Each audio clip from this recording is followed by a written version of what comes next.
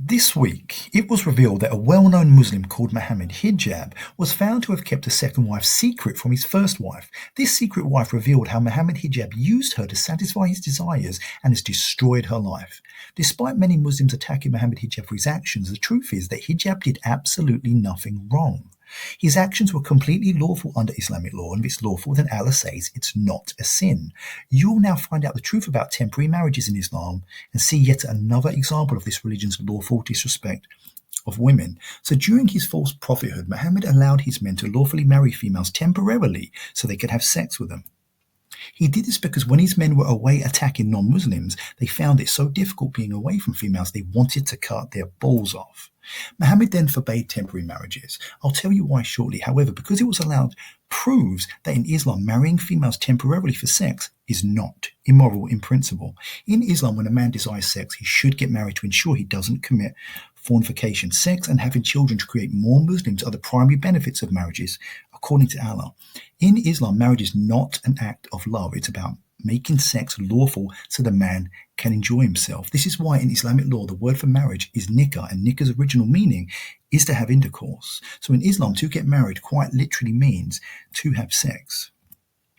Because sex is the primary reason to marry, Allah commands wives to give the husband sex whenever he wants. She is forbidden from saying no without a legitimate excuse. For this right to sex with his wife whenever he wants, the husband must pay his wife compensation for her obligation of allowing him access to her body upon demand.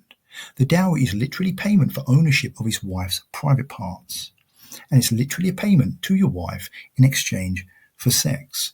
Despite the right to sex with your wife whenever he wants, Allah still allows men to commit legalized adultery by taking other wives and limitless numbers of slaves for sex. Because Muslims were given the right to lawfully enslave females for pleasure, meant the requirement for muta no longer existed because the men could now have sex with as many females as they captured. So you didn't need to marry them temporarily.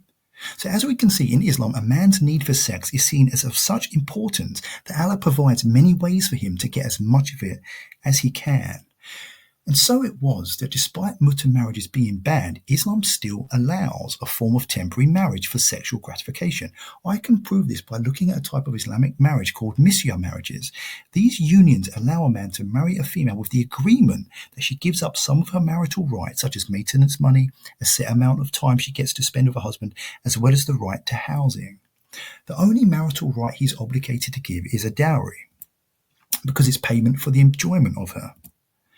The temporary part comes from the fact that in Islam it's actually lawful to marry a female with the intention of enjoying her, then divorcing her. All he needs to do is not tell anyone about his intention to marry for a short amount of time. Not telling her is lawful.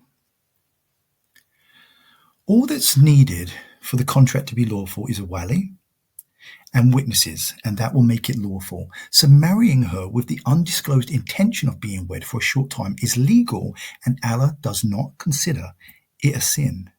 Even if the female is aware of the man's intentions, it's still a lawful marriage as long as she does not say anything either. Can you see the problem with this?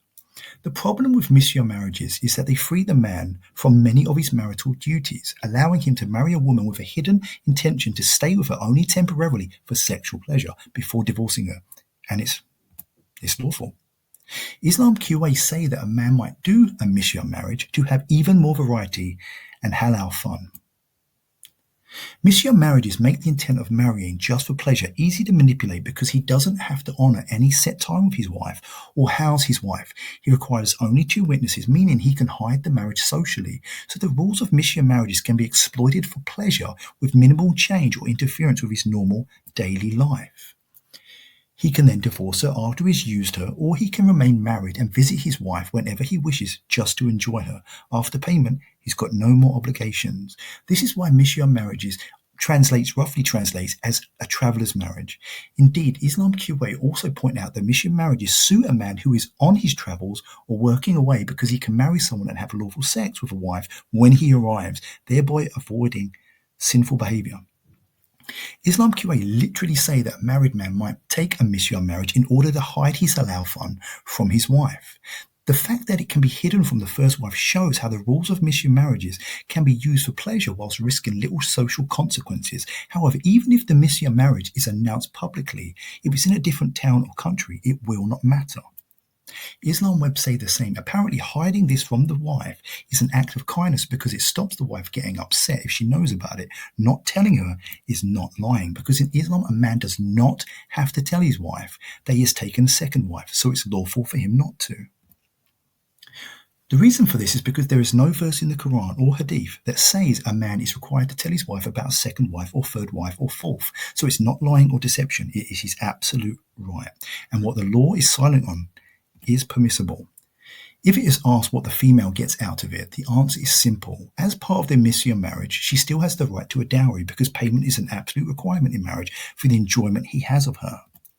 So we can see how a female who may be vulnerable, poor, struggling to marry, or is lonely can be taken advantage of with the offer of money, whilst the man can lawfully enjoy her temporarily or whenever he chooses to.